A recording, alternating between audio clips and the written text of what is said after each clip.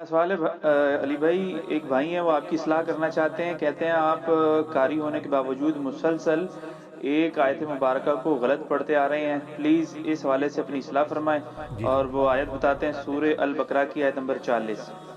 औज़ु बिल्लाहि मिनश शैतानिर रजीम।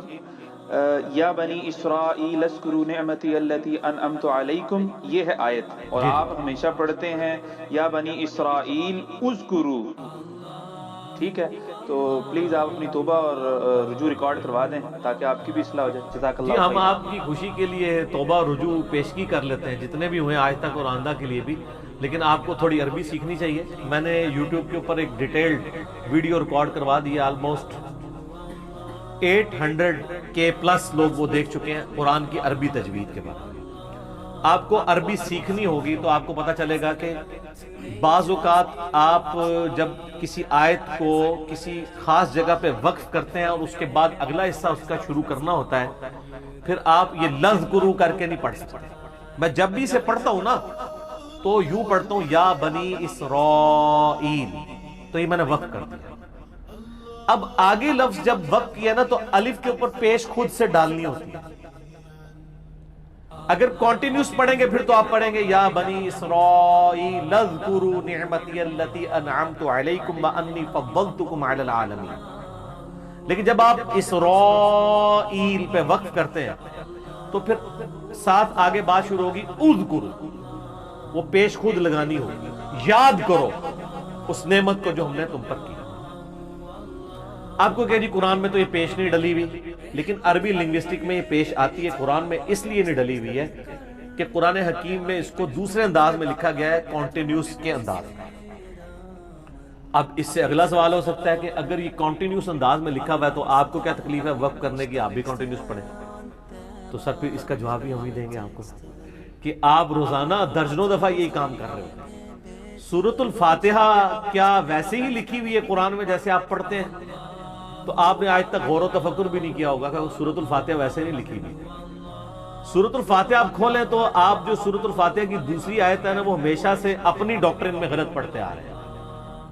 सूरतुल फातिहा आप लोग अपने मोबाइलों में भी खोल लें, अपने मुसहफ में भी देख लें। अल्हम्दुलिल्लाहि रब्बिल आलमीन अर्रहमानिर रहीम लिखा हुआ है, लेकिन हम क्या पढ़ते हैं? तो अर्रहमानिर रहीम में जरा अलिफ के ऊपर जबर देखें, कुरान में कहां पड़ी हुई है? कोई नहीं है, खुद लगाई हुई है। तुसी बचपन तो अलिफ उते जबर खुद लगा रहे हो अर्रहमान पे। असी 4 दफा उज़्कुरू देवते अलिफ ला ली है, तो तुहानू उस वक्त आपका क्यों नहीं ध्यान गया कि कुरान हकीम में तो अर्रहमान रहीम लिखा ही नहीं हुआ? क्या लिखा हुआ है किसी के कुरान में अर्रहमान रहीम? नहीं। लेकिन आप पढ़ते हैं ये अलिफ के ऊपर जबर आप खुद लगाते हैं ना, नर रहमान रहीम क्यों नहीं पढ़ते? और बल्कि सुन्नत है, मुस्नद अहमद में हदीस है, नबी अलैहि सलाम सूरह फातिहा की हर आयत को अलग पढ़ते हैं और उस पे वक्फ करते हैं।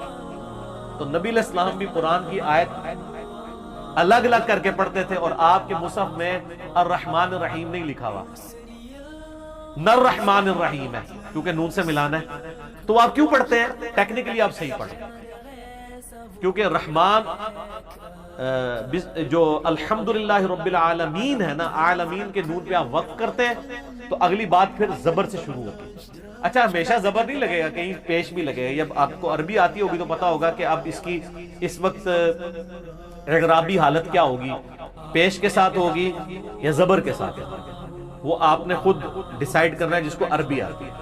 तो उस केस में उज़्कुरू। अच्छा, इसी तरीके से आप सूरतुल मुल्क पारा नंबर 29 में, जो आपकी शाम के वज़ाइफ में भी शामिल है, उसकी आप जरा शुरू की आयत पढ़ें तो वो भी आप गलत पढ़ रहे होते हैं।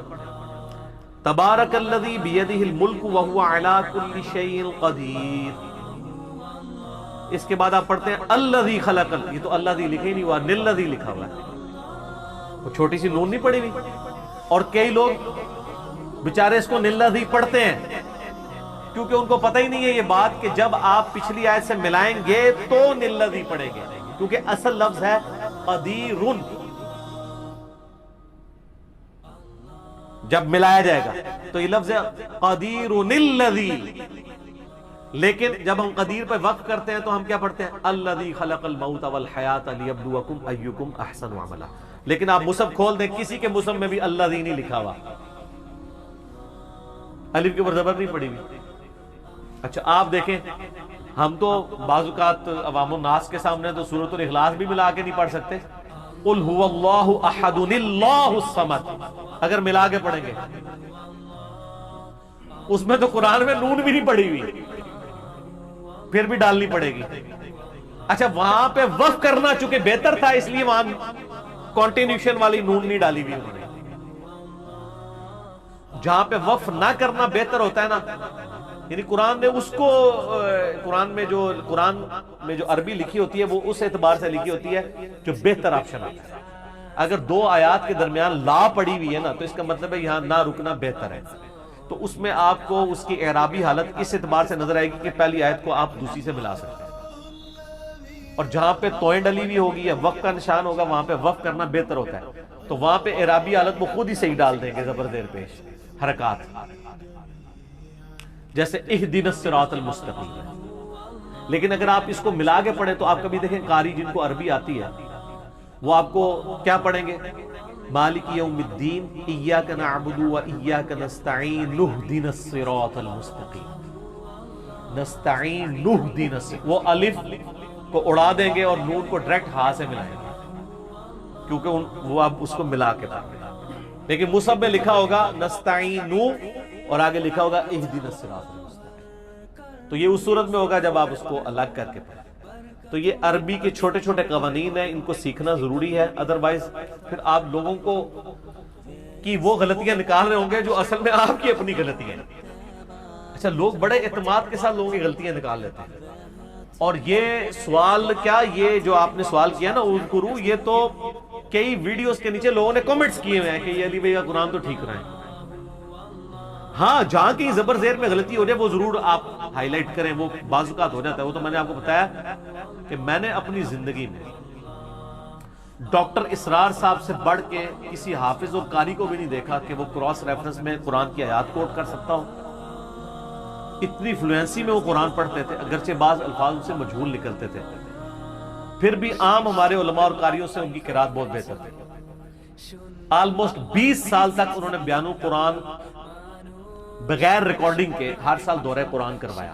یہ تو پھر ان کو ریکویسٹ کی گئی تھی نا کہ آپ اسے ویڈیو میں لے آئیں. اللہ بھلا کرے جن لوگوں نے ان کو یہ اس طرف لگایا اور ہمارے پاس اتنا بڑا خزانہ بیان القرآن کی شکل میں آ گیا. آپ بتائیں